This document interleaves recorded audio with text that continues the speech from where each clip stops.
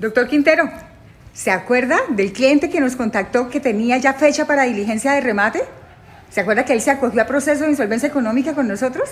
¿Por qué no le contamos a nuestros seguidores cómo le fue a este cliente en el caso? Listo, vale, les vamos a contar. Sigan, vengan. Tenemos un caso de la vida real de una de nuestras clientes que llegó a nuestras oficinas por medio de estos videos que estamos grabando, por medio del contenido que subimos a las redes sociales. Esta cliente le iniciaron un proceso hipotecario por una deuda de 150 millones con un banco. Pero la cliente también tenía otras deudas, ¿no? Debía 192 millones de pesos a otras entidades financieras diferentes a su acreedor hipotecario. ¿Listo? Tenía un apartamento la señora que dentro del proceso fue evaluado en la suma de 130 millones de pesos. Es decir, que este apartamento iba a salir a remate sobre una base del 70% de este valor, porque así lo indica la ley. Es decir, que iba a salir a remate la base del remate sería de 91 millones de pesos. Y todos sabemos que cuando hay un postor en remate generalmente le sube 1 o 2 millones a ese valor. Es decir, que muy probablemente este apartamento iba a ser rematado por valor de 93 millones de pesos. Le liquidamos el crédito a la señora, le hicimos el ejercicio completo y hasta esa fecha de la diligencia de remate la señora debería 238 millones liquidando intereses moratorios y su apartamento iba a ser rematado por 93. Es decir, que aún perdiendo su apartamento seguía debiéndole dinero a su acreedor hipotecario. Seguía debiéndole cerca de 130 millones de pesos aproximadamente, 140 millones de pesos a su acreedor hipotecario. Es decir, perdió su apartamento y sigue endeudada. Y aparte de eso, sigue debiéndole a estos otros bancos. A estos bancos 192 millones. 192 más 130, más de 300 millones de pesos perdía esta clienta. Es decir, perdía su vivienda y seguía enculebrada, endeudada. Ahora venga, les muestro por acá el proceso de insolvencia. ¿Qué pasó con el proceso de insolvencia? El mismo apartamento, que es el único bien que la señora tenía, entró dentro de su masa de bienes, dentro de su patrimonio. Debía en total 342 millones de pesos. Ya sabemos que este valor es de la sumatoria de 150 millones de la hipoteca y de los 192 millones de pesos que debe aquí de los otros bancos. Entonces, ya sabemos entonces que para el proceso de insolvencia hay un capital adeudado de 342, hay un apartamento, uno de estos créditos es la hipoteca que es de 150 millones, es decir que los otros créditos son de 192 millones de pesos.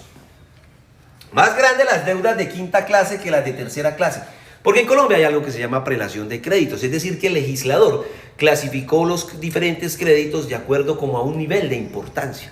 Y las hipotecas están por encima de las deudas quirografarias, de los créditos por libranza, de las tarjetas de crédito, de las letras, de todos los quirografarios, de los rotativos, ¿ok?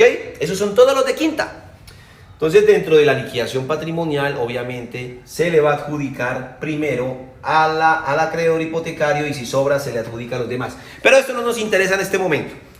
Acá lo que nos interesa es que esta señora iniciamos el proceso de insolvencia y ella fue muy sincera y nos dijo: yo en este momento no tengo estabilidad laboral porque muy probablemente me van a despedir. Así, fue franca. Entonces, si llego a un acuerdo de pago, muy probablemente lo voy a incumplir. Y la consecuencia de incumplir el acuerdo de pago es que muy probablemente lleguemos nuevamente a la liquidación patrimonial. Entonces, acá hicimos una propuesta de pago lo más objetiva posible de acuerdo a los ingresos y gastos de nuestra deudora. El acreedor hipotecario votó positivo y los demás acreedores votaron negativo, es decir, se produjo el fracaso de la negociación porque con el voto positivo no se alcanzó el 60% del voto que se requería para que se aprobara el acuerdo, ya que ese acuerdo iba más allá de los 60 meses. Entonces llegamos a la liquidación patrimonial. En la liquidación patrimonial este bien fue adjudicado a todos los acreedores de la señora, a estos y a este hipotecario, que lo tenemos acá y acá.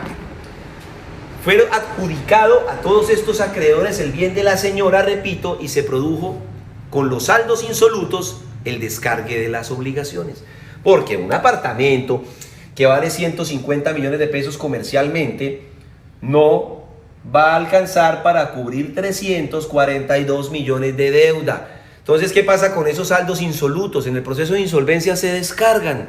Descargar es quitar, bajar, eliminar. Mueren esas deudas. Ahorita va a llegar algún abogado a decir, ay, no sea mentiroso que las deudas no mueren. Claro que sí mueren, porque es que esas deudas mutan, se convierten en naturales, lo que quiere decir que el acreedor perdió el derecho a exigir el pago de esa deuda por la vía jurídica. ¿Qué más que eso? Si el acreedor ya no me puede ni demandar, ni embargar, ni hacer absolutamente nada, pues la deuda muere. Entonces, si usted le da a pesar algún día y pasa por el BBVA y, ay, pobrecitos, el BBVA alguna vez les quedé debiendo un saldo insoluto, yo voy a pagárselos, pues entra y se lo paga, no pasa nada. Pero bueno, aquí lo importante es que esta señora acá perdía su apartamento y quedaba debiendo más de 300 millones. Acá la señora perdió el apartamento, pero quedó sin deudas, no quedó debiendo ni un solo peso, volvió a arrancar de cero, volvió a respirar, volvió a tener tranquilidad. Claro, perder nuestro patrimonio, perder un apartamento duele, eso es normal, pero es mejor perderlo y quedar sin deudas y no perderlo y quedar endeudado. Entonces, saquen sus propias conclusiones sobre el proceso de insolvencia. Tal vez grito, pero es que me da emoción, me emociona a mí, esto me encanta, o sea, vean la diferencia. Por ahí la gente habla y dice cosas que no tienen ni sentido ni asidero legal. Este es el proceso de insolvencia, este es el proceso de insolvencia, este es el proceso ejecutivo. ¿Qué prefiere? ¿Seguir embargado, dejar que le rematen su vivienda, no tomar acción? ¿O prefiere tomar acción e iniciar esta hermosura del proceso de insolvencia? ¿Qué prefiere? Cuénteme. Si desea asesoría, al WhatsApp 320-220-6002 nos pueden escribir. Repito, WhatsApp 320-220-6002 y agenden su cita. Miren, en la asesoría nosotros les despejamos todas las dudas, les explicamos todo el proceso de la A a la Z y ustedes van a saber de qué se trata el proceso, cómo se estructura su proceso, porque cada proceso hay que estructurarlo. Hay casos en los que no es viable iniciar el proceso de insolvencia. Así como para esta señora era viable, puede que para usted no sea viable. Y nosotros somos sinceros y le decimos si no es viable. Porque a veces hay otras alternativas que son mucho más positivas para el deudor que iniciar el proceso de insolvencia. Pero eso usted lo va a saber si toma asesoría.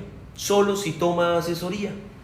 Entonces ya saben, por favor, mientras tanto, regálenme un like. Y síganme para que sigan aprendiendo sobre sus derechos y cómo defender sus derechos. Síganme y compartan este video con sus amigos y sus conocidos, que alguno de ellos van a necesitar esta información. Hasta pronto.